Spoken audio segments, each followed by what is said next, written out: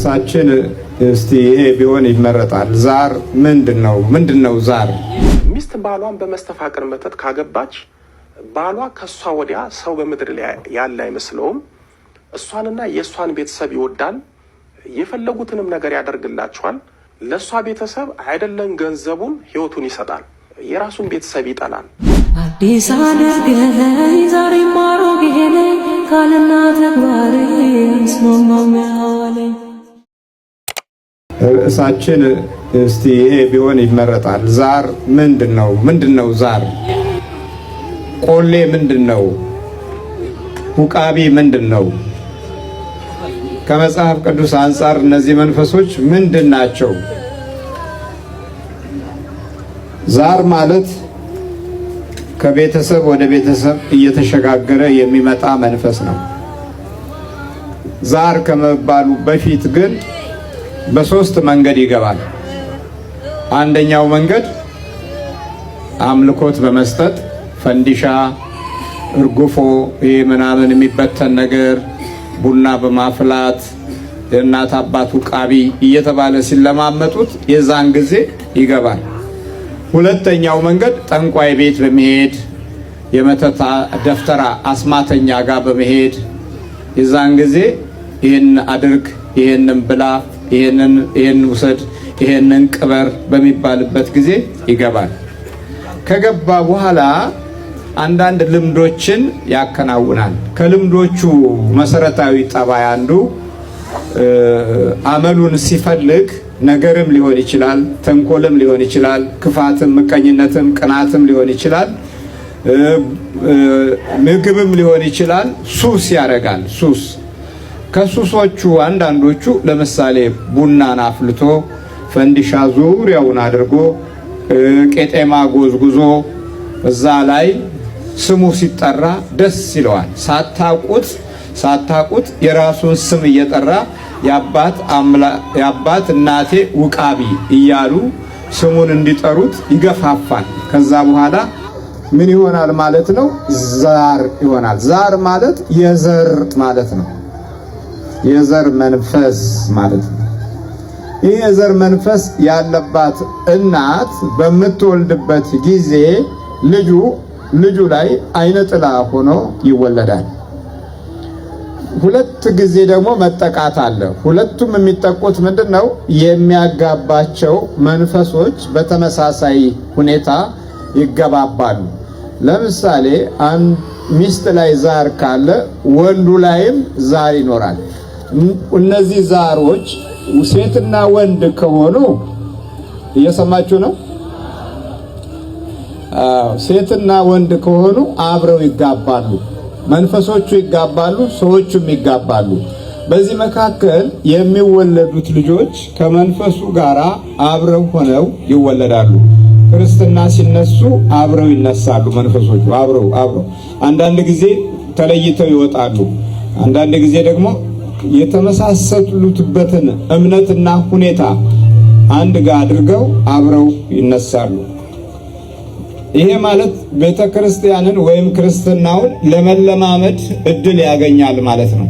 እናትና አባት ላይ ያለው ኃይል በለመደው መልኩ በልጆችም ሕይወት ውስጥ ይሄንኑ መንገድ ይለምዳል። ቅዱስ ቁርባን በሚወስድበት ጊዜ ይወጣል፣ ይሸሻል። በሌላ ጊዜ እንደገና ተመልሶ ይገባል።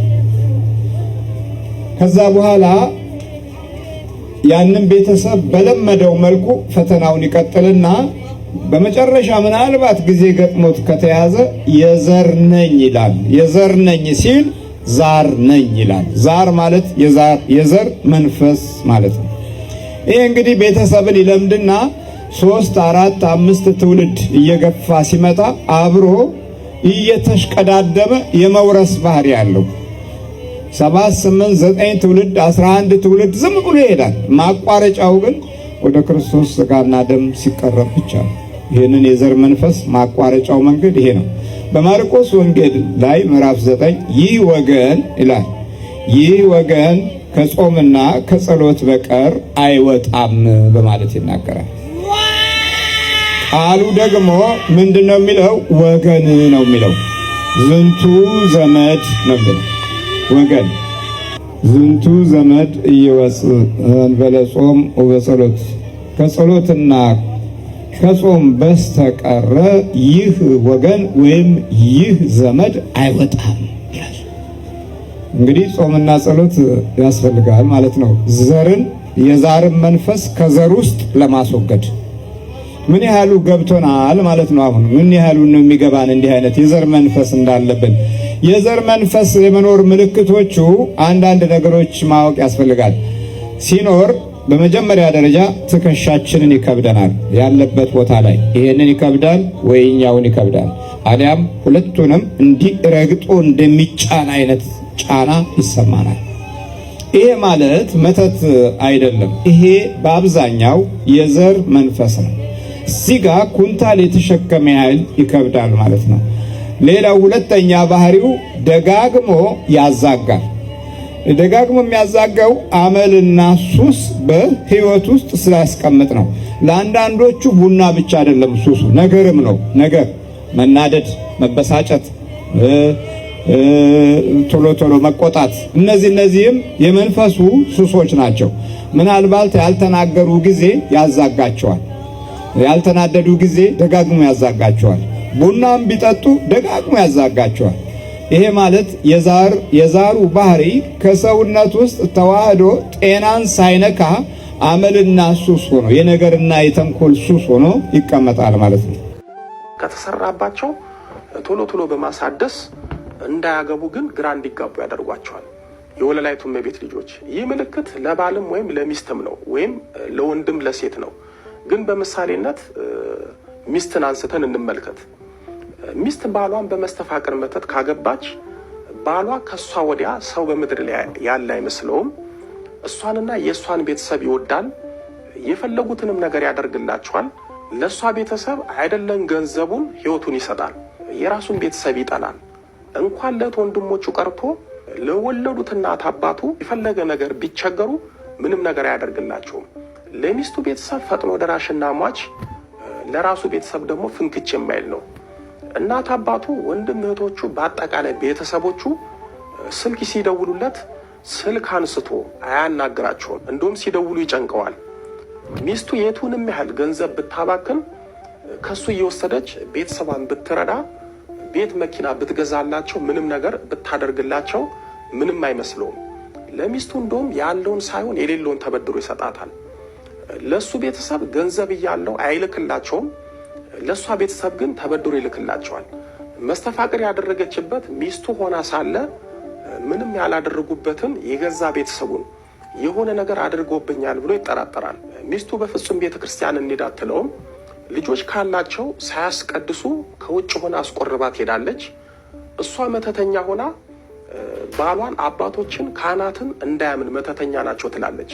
የወለላይቱ እመቤት ልጆች በፊት ትጠሉት አትፈልጉት የነበረውን ሰው ከመሬት ተነስታችሁ በፍቅር እፍ ካላችሁ፣ አፍቅራችሁ ያዙን ልቀቁኝ ከሱ ውጭ ከሷ ውጭ ካላችሁ፣ ያለ ጸሎት ያለ አባቶች ምክር ቶሎ ካላገባው ካላችሁ ቆም ብላችሁ አስቡ። ምክንያቱም በኋላ የማትወጡበት ነገር ውስጥ ትገባላችሁ። መስተፋቅር አድርጎ ያገቡ ሰዎች ወንድም ሴትም ሊሆኑ ይችላሉ። አንዱ ምልክታቸው አይጸልዩም። ባል ወይም ሚስት ከጸለዩ የምን ጸሎት ነው ልተኛበት ልረፍበት እያሉ በጸሎት ያስቋርጣሉ። አይሰግዱም፣ ንስሐ አይገቡም፣ ቤተ ክርስቲያን አይሄዱም፣ ቅዱስ ቁርባን አይቀበሉም፣ ጸበል አይሄዱም፣ አይጠመቁም። እንደውም ቤተ ክርስቲያን መሄድን፣ ጸበል መጠመቅን፣ መጸለይ፣ መስገድን፣ ቅዱስ ቁርባን መቀበልን ይቃወማሉ። አንዳንዱ ግግም ያለ ደግሞ እንዳይታወቅበት በስሱ መንፈሳዊ ነገሮች ላይ ይሳተፋል። በትንሹ ተፍተፍ ይላል። ለምሳሌ በዕለተ ሰንበትና በንግስ በዓላት ዕለት ቤተ ክርስቲያን የግዱን ሊሄድ ይችላል። በዚህ አጋጣሚ የዛሬ 4 ዓመት እንጦጦ ማርያም በማገለግልበት ጊዜ የገጠመኝን አስገራሚ ነገር ልንገራችሁ። ባለ ታሪኩ እርግጠኛ ይህንን በንስሐ የታደሰ ታሪክን ትሰማለህ። ቀኑ አርብ ነው። አርብ ደግሞ ብዙ ሰው ለጥምቀት ለሽኝትና ለቅባ ቅዱስ የሚመጣበት ቀን ነው። ታዲያ ወደ ጸበል ልገባ ስል አንድ ወጣት እየሮጠ መጣና ያዝ አደረገኝ። ስለሚወዷት ስለእመቤታችን ብለው ዛሬ ቀበሩኝ አለኝ። ምንድነው ስለው ባለቤቴን ያገቧት በመስተፋቅር ነው። ካገባዋት ጀምሮ በተለይ ሆዷንና ማጸኗን ታማሚ ሆነች። በዚህም በጣም ስትሰቃይ ህልም አይቻለው ቀሲስ ሄኖክ ጋር ውሰደኝ ስትለኝ እየፈራው የግዴን አመጣዋት። አባቴ መስተፋቅሩ ከጮኸ እንደው ስሜን እንዳይናገር ጉዴን ሚስጥሬን እንዳያወጣ አድርጉልኝ አለኝ። እሱ የጨነቀው የመስተፋቅር መተት ከሚስቱ እንዲወጣ ሳይሆን የሱ ሚስጥር እንዳይወጣ ነው። ሳይወጣት ነው ባደረገባት ነገር እንደ ሰው ብናደድም በአንድ በኩል አሳዘነኝ፣ ደስም አለኝ። ምክንያቱም ጥፋቱን አምኖ እሱም በመምጣቱ እሷንም በማምጣቱ። መስተፋቅሩን በምንድነው የሰጣት አልኩት።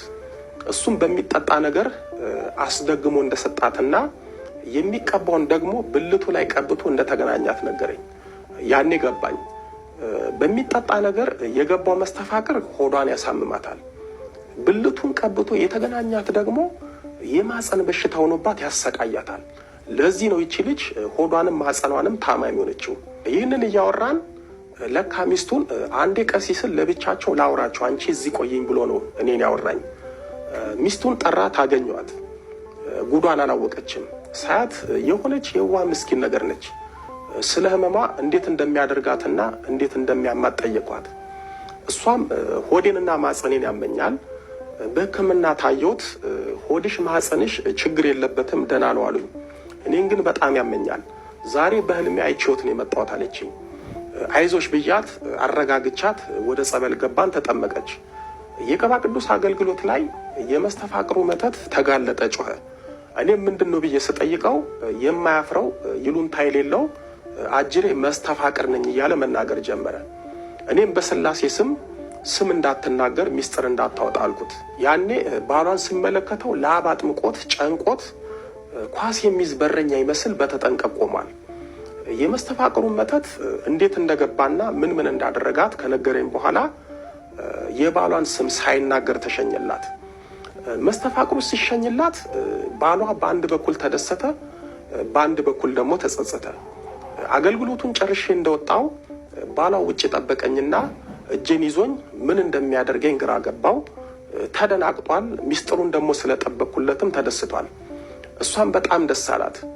ምን እንደተፈጠረ ታውቄ ነበር ስላት አላውቅም አለች። ሽኝቱ ላይ የመስተፋቅሩ መተት 100% ራሱ ስለነበረ ምን እንደተሸኘላት ምን እንዳለ ያላወቀችው ለዛ ነው። እኔም ለጥንቃቄ ብዬ ቪዲዮን ዩቲዩብ ላይ አልለቀኩትም፣ እንደውም አጠፋሁት። ባሏ እንዳደረገባት ብታውቅ ኖሮ ምን እንደሚፈጠር አስቡት። በነገራችን ላይ በዚህ አገልግሎት የስንት ሰው ገመና መሰላችሁ የምንሸፍነው? የስም መነኩሴውን፣ የስም ካህንና መርጌታውን፣ የቤተሰቡን፣ የጓደኛውን ገመና ሸፍነን ስም አትናገር ብለን ነው አገልግሎቱን የምንሰጠው። በመጨረሻም ሁለቱን መክሬ ከዚህ በኋላ ምን ማድረግ እንዳለባቸው አስተምሬ በተለይ ለሱ ንስሐ ሰጥቼው ሸኟቸው። እዚህ ላይ መቼም ልጁ ያገባት በመስተፋቅር ነው። ስለዚህ ከዚህ በኋላ እንዴት አብሮ ይሆናሉ? በመስተፋቅር አግብቷት ከዚህ በኋላ እንዴት በእውነተኛ ፍቅር አብሮ ይኖራሉ ልትሉ ትችላላችሁ። ማወቅ ያለባችሁ ልጁ በድርጊቱ ተጸጽቷል፣ ንስሐ ገብቷል። በተለይ የመስተፋቅሩ አጋንንት ተሸኝቷል። ስለዚህ ማድረግ ያለብኝ አስማምቼ ንስሐ ሰጥቼ የጀመሩትን ትዳር እንዲቀጥሉ ማድረግ ነው። የሚገርማችሁ አንድ ወንድ አንዲትን ሴት በመስተፋቅር አግብቷት አብሮ ኖረው ነገር ግን እሷ ባሏ በመስተፋቅር እንዳገባ ታውቃ የመስተፋቅሩ መተት ተጋልጦ ሲሸኝላት እግዚአብሔር ካረዳት በስተቀር ከወደደችው መውደድ ካፈቀረችው ማፍቀር ይልቅ የምትጠላው ጥል ይበልጣል። ምክንያቱም ልቧን በፍቅር የተቆጣጠራት መተት ሲለቃት ራሷን ስለምትሆን ልቧ ባዶ ይሆናል። ቀድሞም በመስተፋቅር ስላፈቀረችው የመስተፋቅር መተት ሲለቃት በእውነተኛ ፍቅር ለማፍቀር ትቸገራለች። መስተፋቅር የተሸኘላት ልጅ ግን እንዲህ እንዳትሆን እመቤታችን ረዳቻት። እነሱ በአሁን ሰዓት በእውነተኛ ፍቅር ተዋደው ተፋቅሮ ይኖራሉ። በድጋሚ ልብ ልትሉት የሚገባው በመስተፋቅር አግብታችሁ መስተፋቅሩ የተደረገባቸው ሰዎች ካወቁ ከነቁ፣ ምናልባትም ጸበል ተጠምቆ ሚስጥሩ ከታወቀ ያለምንም ቅድመ ሁኔታ ወደ ፍቺ ሊሄዱ ይችላሉ። ምክንያቱ ደግሞ ያፋቅራቸው መተት ሲሸኝላት ለባሏ ምንም አይነት ፍቅር ስለማይኖራት። ስለዚህ መስተፋቅር አያዋጣም። መንፈስ ሰጥታችሁ ልጄ ይማር ትላላችሁ፣ ልጄ ይወቅ ትላለ። ምንም አያውቅም፣ ምንም አይረዳም። አስገራሚ ነው። በሰው ውስጥ መንፈስ አለ። ይህንን ክፉ መንፈስ እንዴት ነው የምንዋጋው? እየጸለይክ መቀጥቀጥ ነው። በመቁጠሪያ ቀጥቅጠው። ስትቀጠቅጥ በመቁጠሪያ የሚከተሉት ምልክቶች አሉ። አንደኛ ስትመታው ማቃጠል፣ መብላት፣ መውረር፣ በሰውነት ውስጥ እንደ ድንጋይ መሆን እና በአካል ውስጥ መሄድ፣ እነዚህ 5 ባህሪያቶቹ ይታያሉ። የምትቀጠቀጥበት መቁጠሪያ አባቶች የባረኩት ወይም በቅዳሴ ክፍለ ጊዜ ነገሩ አያስቀምጡልህም። መንበሩ ላይ ያስቀምጠው ቅዳሴው እስኪያልቅ ድረስ ተባርኮ በቅዱስ ቁርባን በቆራቢዎቹ ካህናቶች እፍ ተብሎ ቢሰጣችሁ መልካም ነበር። ግን ካህናቶቹም መቁጠሪያውን ይፈሩታል። የሚገርመው እሱ ነው። ይፈሩታል መቁጠሪያውን እና የዛ ይግርማ ነው ይሏቸዋል። በመቁጠሪያ መቀጥቀጥ ማለት እኮ ራስን ማዋረድ ማለት እኮ ነው። ክፉ ጠላት አለብኝ ብሎ የማመን ምልክት ነው። ይሄ አባቶቻችን የቀደምቶቹ ጦር መሳሪያቸው ነው። የመህግ ይባላል። መቀጥቀጥ፣ መጸለይ፣ መስገድ፣ መንበርከክ፣ መመጽወት፣ መቁረብ፣ እነዚህ የመህጎች ናቸው። እነዚህን የመህጎች መጾም፣ እነዚህ የመህጎች ናቸው። እነዚህን በምትይዝበት ጊዜ ከሰውነት ውስጥ ለትዕቢት፣ ለክፋት፣ ለጥላቻ እና ለተሳዳቢነት፣ ለቅዋሜ እና ለትችት የሚጋብዝ ኃይል በጆሮ ግንድ ውስጥ ጠጋ ብሎ የሚያሹኮሽከውን አንተ በጌታዬ በኢየሱስ ክርስቶስ ስም አድፍጠህ በማንነቴ ላይ የነገስክ በረከቴን የምትከለክል መንፈሳዊ ጸጋዬን ከህይወቴ ውስጥ ተስማምቶ እንዳይኖር የምታረግ ጠላት በድንግል ማርያም ስም፣ በወላዲተ አምላክ ስም፣ በቅዱስ ሚካኤል ስም፣ በኢየሱስ ክርስቶስ ስም እቀጠቅጣለሁ ብለህ ስትነካው ያን ጊዜ ይደነግጣል። ወይ በሰውነቱ ውስጥ ይሄዳል፣ ወይ ያቃጥልሃል፣ ወይ ደግሞ ይበልሃል፣ ወይም ደግሞ ይወርሃል፣ ወይም ሰውነትህ እንደ ባዕድ ድንጋይ ይሆናል። ይሄ መለያው ነው። መቁጠሪያ ወደዛ በዚህ መነኩሴ ነው ቢዘ መነኩሴውም አልያዝም እኮ መነኩሴውም አልያዘም፣ ጥሎታል፣ ረስቶታል። እንዴ ዛሬ መቁጠሪያ ሳይሆን ለምንድን ነው የሚይዘው? ምን ሊያደርግ ነው የሚይዘው? ሊቆጥርበት። መቁጠሪያ እኮ ቀደምት እናቶቻችን እግዚኦ መሐረነ ክርስቶስ እያሉ ጸልዩበት የጠላት ኃይል ተገን አድርጎ ትከሻቸውን ተጭኖ እንዳያደቃቸው፣ እንዳያቆሰምናቸው፣ ወገባቸውን እንዳይሰብር እያዛጋ ስነልቦናቸውን ከህሊና ተመስጦ እንዳይከለክላቸው ስነስርዓት ያዝ ጠላት ካለህ እያሉ ዞር በል ማነህ የምትከብደኝ ብለው ጀለጥ ሲያደርጉት ብን ብሎ ይጠፋል። አሁን አብሮ ተወልዶ ጌታዬ ገና የተወሰነ ጊዜያት ድረስ መቀጥቀጥን አዘውትረህ ካልሞከርከው እና በእምነት ውስጥ ጠላት አለ ብለህ ካልተገነዘብክ እንዳንተው ይጸልያል። ጠቋር እኮ ነው። ጸላይ ይሆናል። ታለማ ክፋት ለምደሃል። መጀመሪያ በውስጥ ክፋትን ለማኖር እድል አግኝተናል። ክፋት በኖረበት ቤተሰብ ውስጥና ከጣዖትም የተወለድን ጥቂቶች አይደለንም። ስለዚህ መንፈሳችን እጅግ በጣም የተወሳሰበውን በማጥቃት የምንጎዳው በመቁጠሪያ ስንጠቀም ራሳችንን የማዋረድ አንዱ አካል ነው። ክብርህን ይዘህ ስትቆፈስ ትከሻ ላይ ቁጭ ብሎ ከእግዚአብሔር የሚሰጠህን ሞገስ እያበላሸ አመድ እያለበሰ ብትበላ አመድ፣ ብትጠጣ አመድ፣ ምንድን ነው እሱ ሰውነት ወዝ የሌለው እያልክ ቅባት ብቻ መጎድወሉ ምን ትርጉም አለው? ሞገስህ ራሱ ቅባት ይሆን ነበረ። ቅባትህን ያሳጣህ የሞገስ ብርሃንን ከህይወት የነቀለውና ያወሰደብህ ጠላትህ በማንነቱ ውስጥ ያስቀመጥከውን ትዕቢት እና አክብሩኝ ወይም ክብሬን እጠብቃለሁ ብለህ የምትመኛቸው የክብር ምኞቶች ዘመን እያዋረደህ፣ ትውልድ እያዋረደህ፣ ታሪክ እያዋረደህ፣ እምነት እያዋረደህ የራስን ክብር እጠብቃለሁ ለምትታገለው ትግሎች ታዲያ ለጤና ነው ይሄ ጤና ነው ትላለህ? አይደለም። በሰው ውስጥ መንፈስ አለ ስለዚህ ያንን የምትቋቋመውና የምትረዳበት መንገድ ራስህን ዝቅ የማድረግ ምልክት ነው መቁጠሪያ። ሁለተኛ በሰውነትህ ላይ ያለውን ሸክም ማቃለያ ነው መቁጠሪያ። የከበደ ቦታ ላይ ስትመታው ምልክቶቹን ታውቃለህ። በመጨረሻም አንተ ማነህ ብለህ ስትናገር እኔ ነኝ ብሎ ይነግርሃል። በደንብ ያወራሃል እኮ በቃ ተወኝ፣ ወይ ከእናት ወይ ከአባት ወይ መተት መጥቻለሁ ይላል። ይሄንን ታዲያ ዝም ብለህ ለማንም አትናገር። ለእግዚአብሔር እየተናገርክ ይሄንን ጠላትህን መቆጣጠር ትችላለህ። ለሚገባው ለሚረዳው መንፈሳዊ ልምድ ላለው እንዲህ የመናፍስትን ጉዳት ተምሮ ላወቀው ሰው ብትነግረው ያበረታታሃል። ከእሱንም ልምድ ታገኛለህ። ዛሬ ምንም ለማያውቅ ስለ መንፈስ ጉዳት ላልተረዳና ለማወቅም ለማይፈልግ ዝም ብሎ በስጋዊ ዕውቀትና በመነባንብ ውስጥ የተደበቀ ድንቁርናን ለያዘ ሰው ብትነግረው አይገባውም። ዛሬ ብዙዎች አባቶቻችን በዚህ በሰው ውስጥ መንፈስ አለ ለሚለው ነገር ውስጣቸው የተከፈተ አይደለም። ተይዘው ነው ወደ እግዚአብሔር ቤት የገቡት። ታስረው ነው ወደ እግዚአብሔር ቤት የገቡት።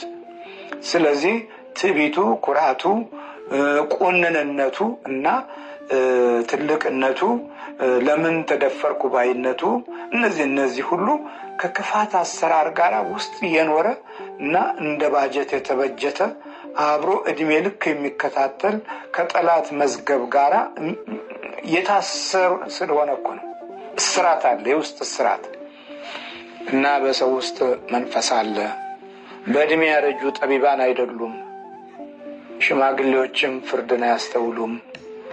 አቤት ከአብዮት ዘመን ጀምሮ አመፃን የያዙ ሰዎች እስካሁን ድረስ ክፋትን አልተውም። አርጅተው ክፋትን አልተውም።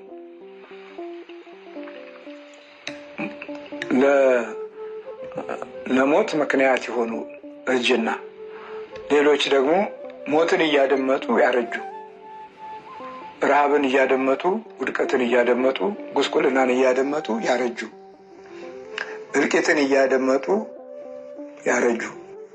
እንዲህ ነው እኮ ያረጀ ነው። መቼ ደስ ብሎን ያውቃል? መቼ በትውልዳችን ረክተን እናውቃለን? ምሕረቱን ያብዛልን። የቸርነት አምላክ ከሁላችን ጋር ይሁን። ስለዚህ በሰው ውስጥ መንፈስ አለ። ባይኖር ነው እንደ ይሄ ሁሉ ጉዳታችን? ባይኖር ነው ይሄ ሁሉ እልቂት? ባይሆን ነው ይሄ ሁሉ ሐዘን? ባይኖር ነው ይሄ ሁሉ ጩኸት? ባይኖር ነው ይሄ ሁሉ ትውልድ ማጣት? መንፈስ ባይኖር ነው? የሥጋ ጥበብ ብቻ ነው ለዚህ ያበቃን? አይደለም። ከክፋት ጋራ የመናፍስቶች ጉዳት ብዙ ትውልድን እንደ ግብር ገበረ። የድሮዎቹ ጣዖቶች እርግፎ፣ ቂጣ፣ ዶሮ፣ በግ፣ ወይፈን፣ ረዱ፣ ነጭ መልክ ያለው ከበግም ከዶሮም አይነት ይሄን ጣሉ፣ በረከት እሰጣችኋለሁ፣ ራስ ምታትን አቆማለሁ የሚል ነበረ። አሁን ዶሮ፣ ፍየል፣ በግ፣ በሬ፣ ኮርማ የሚያዝ መንፈስ የለም። ሰው ማረድ የለመደ መናፍስት እጅ ውስጥ ገባን። በሰው ውስጥ መንፈስ አለ። ስለዚህ በጌታችን በኢየሱስ ክርስቶስ ተባርከን የጠላትን ምስጢር አውቀን የክፉን መንፈስ ፈላጻ አሸንፈን የመንግስቱ ወራሾች እንድንሆን እግዚአብሔር አምላካችን ያብቃን። ሰላም እግዚአብሔር ከእናንተ ጋር ይሁን። ሁላችንንም ይባርከን። ምድራችንን ከጥፋት ሕዝባችንን ከስደት ይጠብቅልን። በክርስቶስ ሥጋና ደም ታንጸን የመንግስቱ ወራሾች እንድንሆን አምላካችን ያብቃን። በሰው ውስጥ መንፈስ አለ። ኢዮብ 32 ቁጥር 8። ሰላም እግዚአብሔር ይጠብቃችሁ።